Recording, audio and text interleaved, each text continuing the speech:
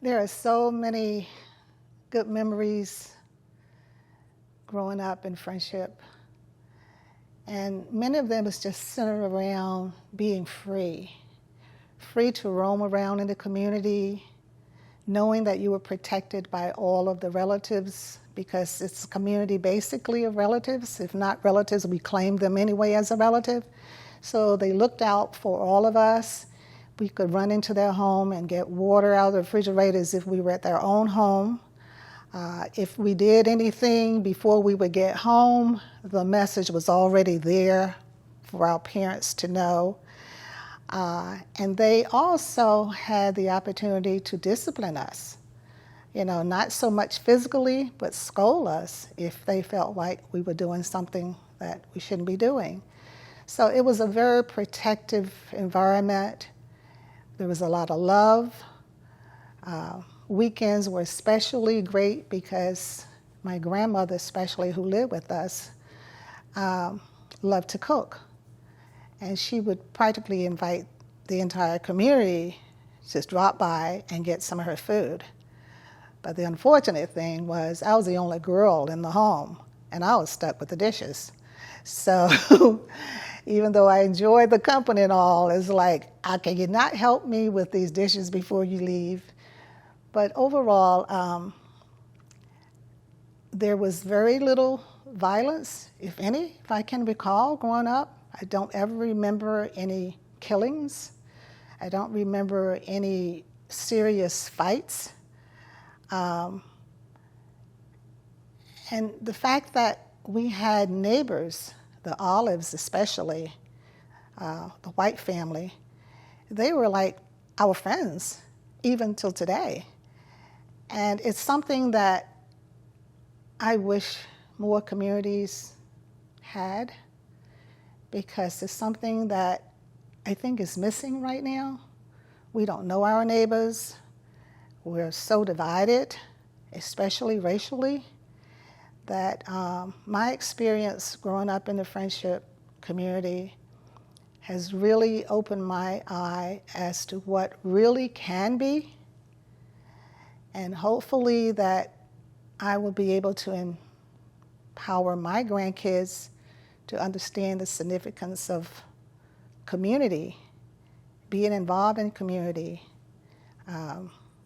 being a part that contribute to the growth and development of the community, so that you can build good memories. Because to me, life is all about memories. And that's what I'm working on right now. It's like, I don't want my mind to be bombarded so much with all the negativity that's going on right now. I want to reflect back on the good days so I can realize that there is a better way.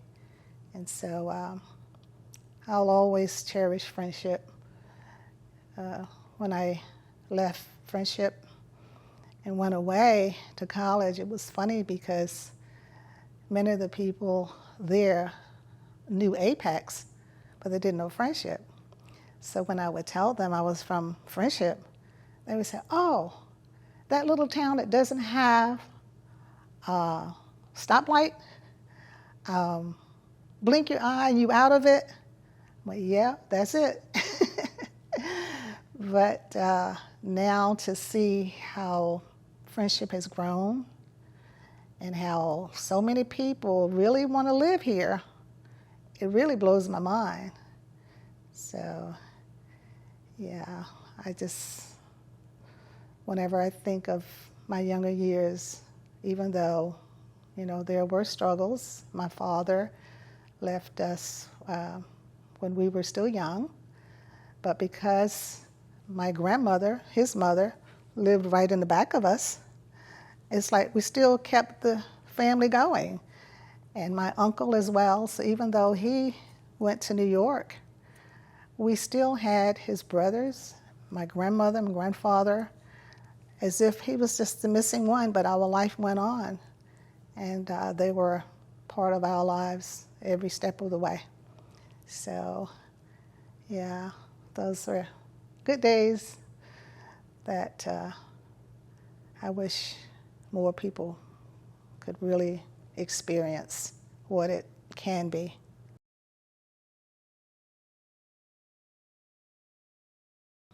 There are several important memories, I would say, growing up in friendship that has really impacted my adult life. And one was the church. I was always part of the church as a very young girl. And I was involved in the church to the point where I was the church clerk. As soon as they found out that I could write practically, I was taking notes in church and making announcements in church. And as a result of that experience, I believe it gave me the confidence to be able to speak publicly, because I ultimately ended up wanting to be an actress. And in college, I was in drama classes, and the teachers were trying to encourage me to pursue that. But I didn't want to be able to wash dishes to support myself and waiting for gigs to come. So I think the experience of the church involving the youth and pushing the youth, encouraging the youth to aspire for greater things, I look back at those and I realize just how significant church members were, especially the older ones, who always showed love and always referred to you with kindness and baby and you're gonna be great and all those encouraging words that stayed with you. And as a result, when you left home, you felt loved, you felt confident. And, I just believe that church is so important. And it's the same church that I belong to down the street right now, Greater Christian Chapel Church, where I am still the church clerk and trustee, council member.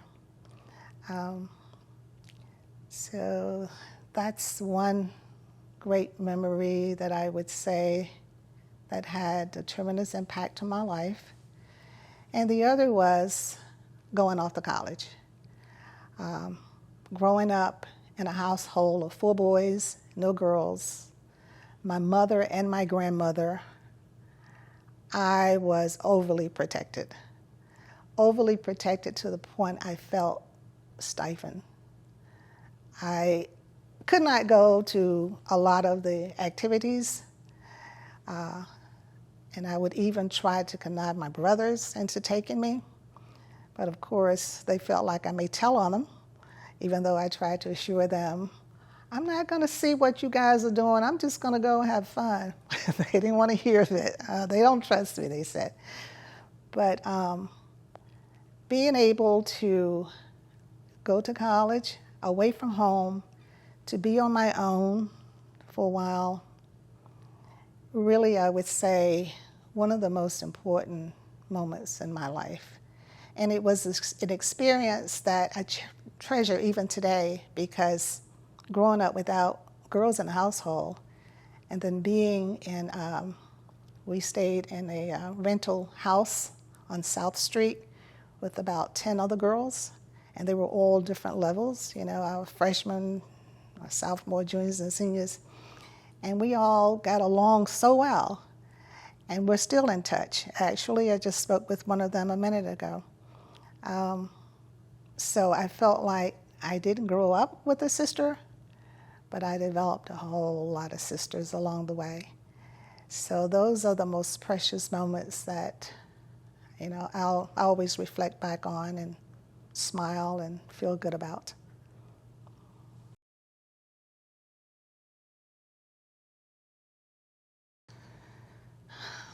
Apex is home to me because it's a feel-good community.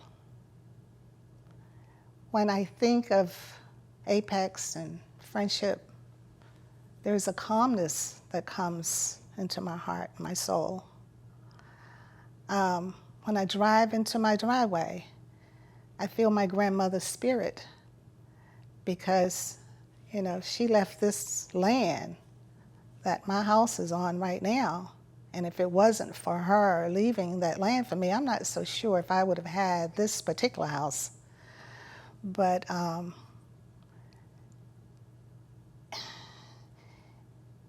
it has really made me who I am today. And I believe I am a good person. I believe I try to do the right things. My mission is, if I can't help someone along the way, I'm definitely not going to hurt them. And so friendship in Apex has always been that special place that I would want many other people, even the new people that are coming in, to try to experience. And it's just a good feeling, knowing that I was privileged enough to grow up here and then to be able to say, I probably will die here, and I will be buried up the street in the church that I grew up in, and I'll have a tombstone right next to my mom. So this is the type of community I think that we all long for, but it's hard to find.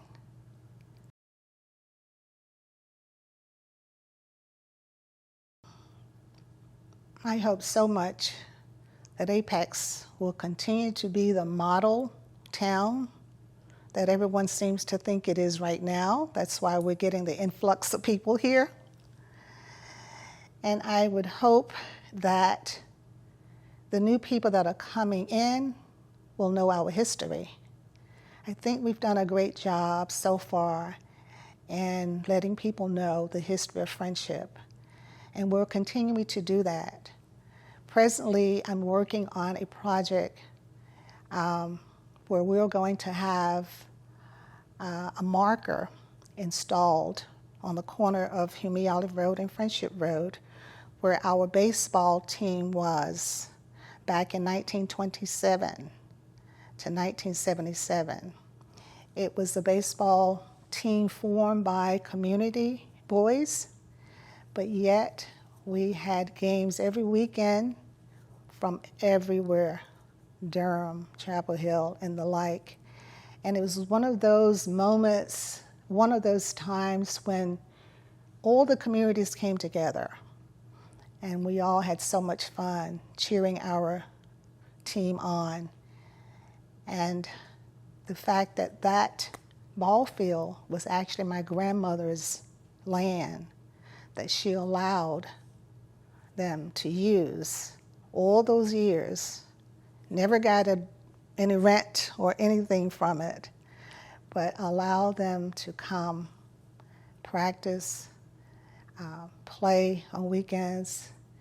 They would come and sell food. My grandmother had a store across the street, general store, but she also had a jukebox in there.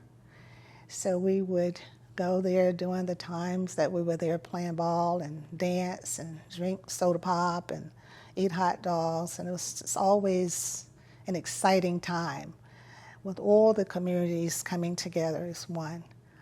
So the reason for that marker is so that the legacy of that team, which was so important in this community, will remain. So as you know, we were able to get the marker commemorating the first colored school in this community erected there by the middle school. And so the reason why we're so determined to put these markers up is because we want the new people who are moving in here to know that we were here, we survived, this is what we did, and to appreciate it. And so I want the Apex community, even with all the growth, to realize that we can make this work. All we need is for people to be able to understand that we're here on this earth for such a short period of time, and there is no room for hate and prejudices. And Friendship Community can explain to you how it worked for us living in a community with white families, Indians, and freed slaves. And so I want that to happen, but I'm really concerned about too much growth. Mainly because it's taken away any semblance of country living. And that's rather disappointing to me, I guess because I'm a country girl by heart. And I love sitting on my deck, listening to the birds and looking at the trees and the like. But when I see a tree being cut down, somehow or another, it bothers me. But I know we can't stop growth. And we know that when people own land, they have the option to sell it or keep it. So if you don't own it, you really can't say too much. But I really want the Apex community to think about the overall aspect of living comfortably in a high growth area such as this. And luckily, I think they're doing a good job. I think we have top-notch schools up there now. The high school, the middle school, the elementary school. I mean, it's like very proud. You know, when I go in there and see all those trophies and see that banner that says #1, I went, yeah, they are really working at trying to make it one of the best. And I just hope they keep that mentality going and involve everybody and not just a select group.